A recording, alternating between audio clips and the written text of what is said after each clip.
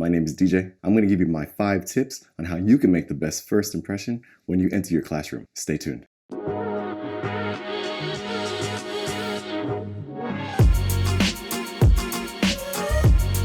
My first tip for making the best first impression is really the easiest, and that tip is a smile. And I'm not talking about a forced smile, I'm talking about a genuine smile. Because you have to understand, when you walk into the classroom, it's not your lesson plan, it's not your vocabulary, it's not your tests, it's not any of that the students engage with first, but rather it's the expression on your face. And the expression on your face should be a smile, like a real smile. What if you're having a bad day and you can't get that smile out? It's just not so natural. Studies have shown that actually faking a smile before you enter the classroom, but stand in the bathroom and force yourself to smile, like literally stand there and force yourself to smile. Think happy thoughts, think negative thoughts, it really doesn't matter, but psychologically, you actually force yourself to think that you are in a good mood. And so it's actually possible to change the way you're thinking, your mindset, just by faking a smile. Just force it, I can't believe I'm doing this again. Give it a few minutes and then force another smile, like this.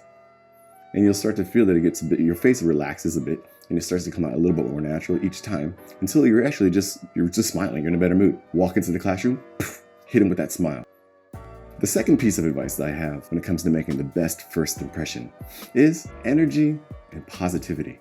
You can think back to one of those professors or teachers that you really just weren't feeling, because they walk in the classroom and just ho-hum, good morning, hello students. It really just kind of brings you down. Energy is infectious. The more you put out, the more you're going to have reciprocated back to you, just like the smile. The more positivity and the more energy that you put out, the more energy you're going to get back. My recommendation really is if you think you're putting out enough energy, you're not. New ESL teachers, really, you have to double that energy. It'll feel awkward. It'll feel really uncomfortable at the beginning because it almost feels like you're acting. But really, if you think about it, that's what we are as teachers. We're actors. Depending on who you're teaching, your acting role is different. But essentially, when it comes down to is you are acting in front of your students. So my second tip, positivity and energy. Now my third tip for making the best first impression when you enter the classroom is really to dress the part. Now when I mean dress the part, I mean know who it is that you're teaching and dress accordingly. So for example, if I'm teaching businessmen or businesswomen, I am not going to walk in there with a t-shirt and some jeans. One, because they're probably going to wear a suit or at least business casual. So we're just not going to be, it's going to be really difficult to establish rapport with a client or with a student when they don't feel as if they are being reciprocated the same professionalism that they're trying to give you. If you're teaching business students or business professionals, really just step up the level of clothing that you're wearing. Really important to think about who it is that you're teaching and think about what kind of mindset and what frame of thinking that you really want to put your students in. Going back to the business professionals example, now if they want to learn conversational English, not business English, conversational English, then I might not actually even wear a button-up shirt and a tie. I might just wear a nice, long sleeve shirt, or I just might even wear a t-shirt, depending on how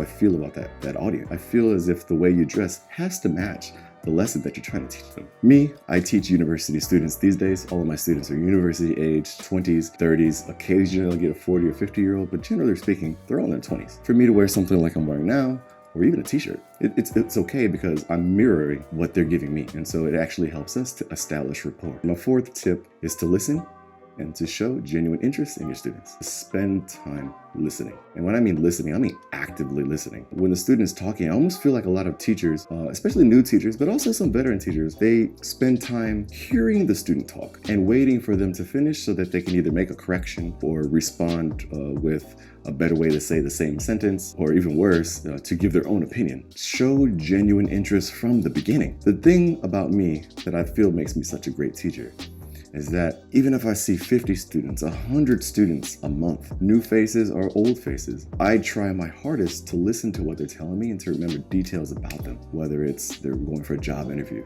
or whether they're taking a trip with their family, or whether they're going through some kind of rough patch. All of these little details you catch through active listening. Ask questions, let them speak, listen. The first class really should be spent just listening. And I'm not saying to necessarily create a friendship relationship with your students. That's not what I'm saying, because we don't want to lose the authority of our teaching position. But that does not mean to say that we can't actually be interested in their personal lives. So take what they give you, actively listen, and if they ask for reciprocation, then it's okay to reciprocate, but mostly spend time listening. This all falls into the realm of teacher talk time, or TTT, And I'm going to make a whole video about TTT and how it is probably the #1 weakness for new teachers in the ESL community. And we made it to number 5, the last tip for making the best first impression as an ESL teacher in the classroom. Okay, we said it in point number 2, but I'm saying it again in point number 5.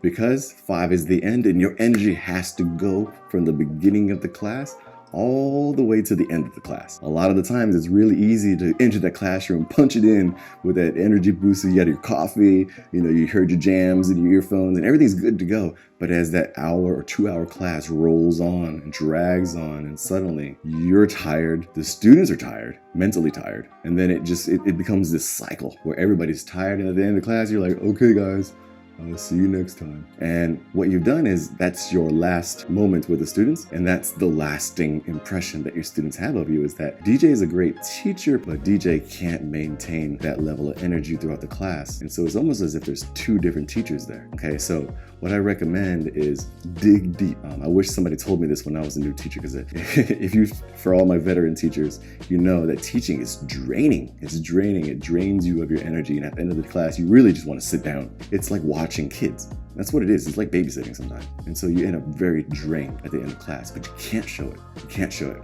Until the end of class, you have to smile, give them the energy and positivity that's going to keep you in rapport with your students. And I know I keep saying this word rapport, but we're gonna make a lot of videos about how to establish and to maintain and how to recapture rapport if rapport is lost, because rapport is really one of the best ways that you can influence your students' learning decisions. Okay, so keep the energy until the end, dig deep. I promise you, it'll get easier the more you do it. So those are my 5 tips on how you can make the best killer first impression when you meet your students for the first time you enter that classroom. Until the next video, guys, take care. See you next time.